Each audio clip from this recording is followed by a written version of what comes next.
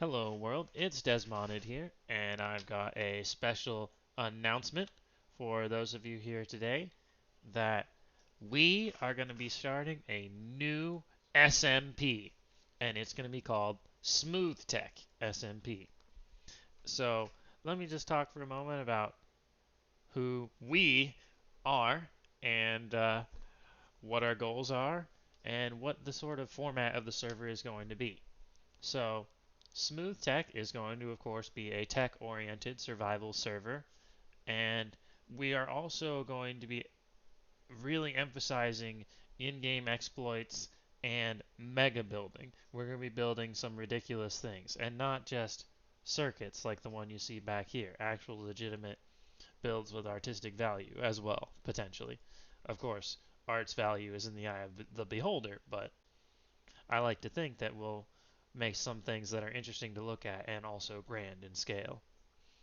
So on the server, we're going to have a couple of mods, but it's mostly going to be a vanilla experience. We're going to have carpet, which allows for tools for measuring the performance of the server and also enables a very interesting feature called the carpet auto crafting table, which I am going to be making use of, but only after we've used vanilla mass crafting to make at least 100,000 iron blocks and slime blocks. So we're going to be using the carpet auto crafter, but not for a while. We also have a mod called SLocate, which is by one of our members. All it does is it allows you to use locate as if you were in single player with cheats enabled, because we're going to be playing with a public seed, so all of us are going to be able to spin up a copy of the seed and run locate or locate it on chunk base or anything like that. So it doesn't really confer any power that we don't already have to just give us locate in the game. It just saves all of the members time. All right, so then moving on from the mods, let's talk about the rules. So, as you may have noticed from the corner of my screen, I am playing with a modified client, and we're going to allow the use of modified clients. And in fact, we have multiple people playing on the server who actually work on uh, custom clients, and I think it'll be very interesting to see what they make around that. But with great power comes great responsibility. So, in a lot of respects, it's going to be a little bit anarchistic. Each member is going to decide how much they want to follow the rules, which is actually how real life is as well. You may have noticed that some people do not obey the rules in real life, and they seem to get away with it. So, in that respect, rules are always more like guidelines. So, with that out of the way, let's discuss what guidelines we have. And let's start with the hot button issue, duping. We are going to allow specific item dupes like rail, carpet, sand. These are all good. But we are not going to allow general item dupes that you can use to dupe any item unless we acquire some illegal blocks. Because you better believe if we have bedrock, we're going to dupe it.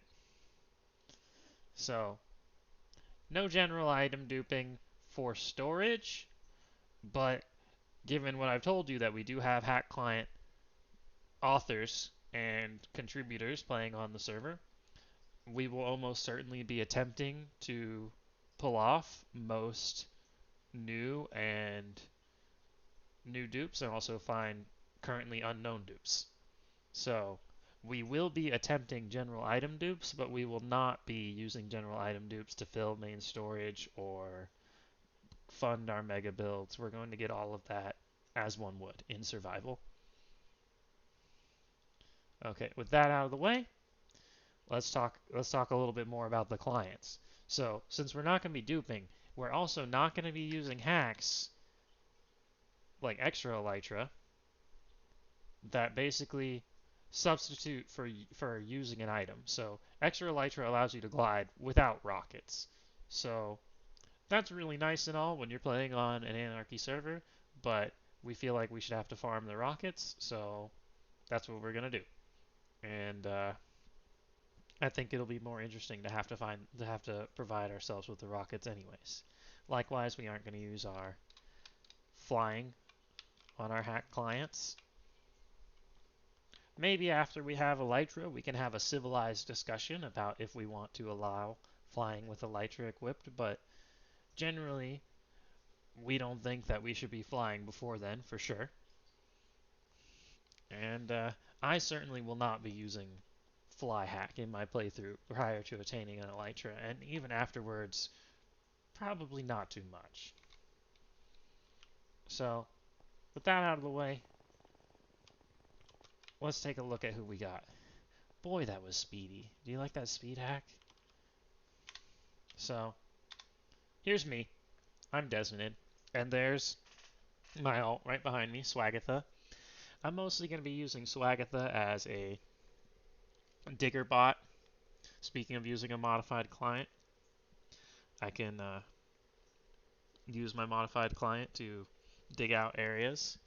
And that's kind of the point of this series is not about how long we can wait.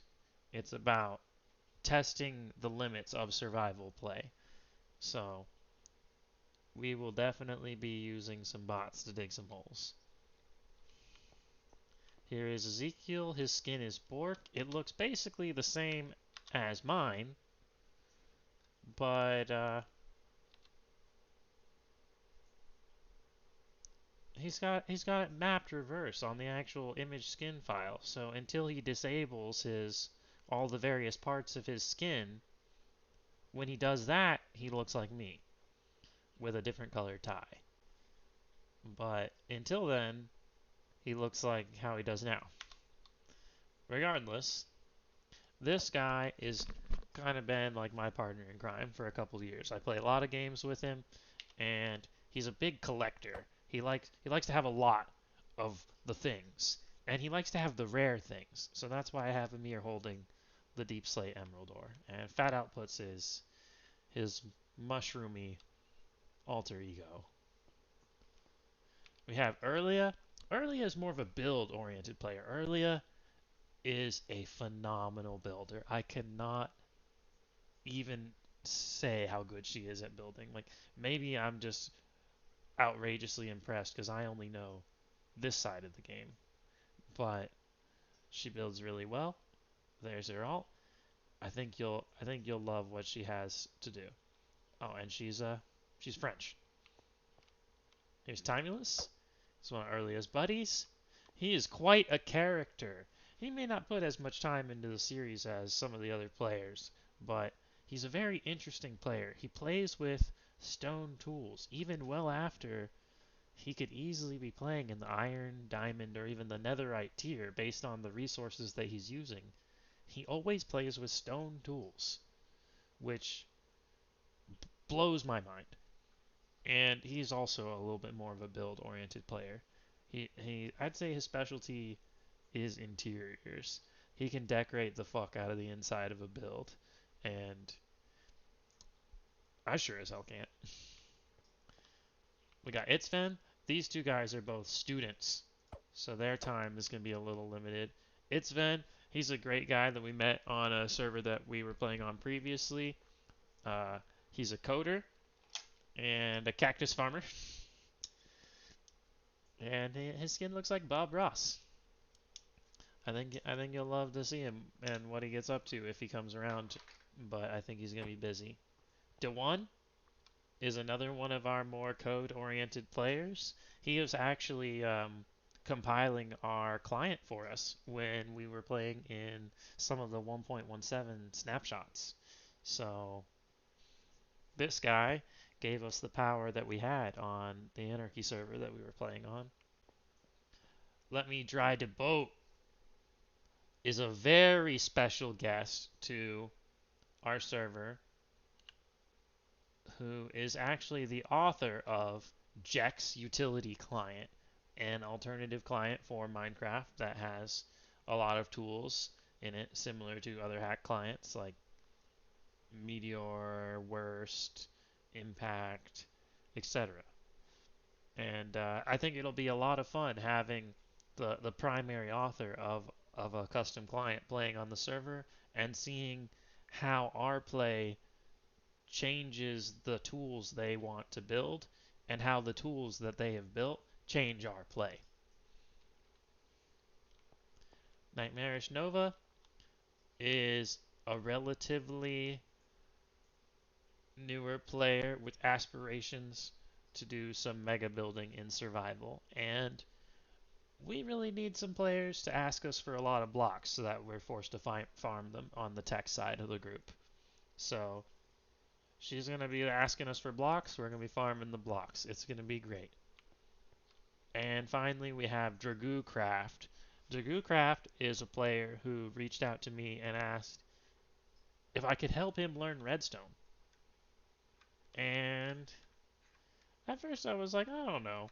Because I've been hanging out with him for a while. He seems like a chill dude. And I just didn't really want to take the time to teach someone anything. But I did agree ultimately, and we're going to be teaching this man how to learn some redstone, and I think maybe the audience could learn a little bit alongside him. So he's going to learn redstone, he's already got his dust ready to go, and you're going to learn redstone with him. And maybe, if I'm lucky, he'll teach me a thing or two about video editing, but that's up to him. So I suppose that about wraps it up. We'll see you for episode 1. Maybe a weekish after 1.18 launch. I'll have it ready to go. We're going to start playing on Wednesday, December the 1st. So obviously don't expect episode 1 on 1.18 launch day because today is probably 1.18 launch day. We're going to be getting the server set up, back end, just make sure that everything is clean and how we need it to be, and then we're going to start playing on Wednesday. We also have a few players who just can't play on Tuesday, so both of those are factors. Well, can't wait to see you all in the comment section below. Like, comment, and subscribe, and we'll see you in episode 1.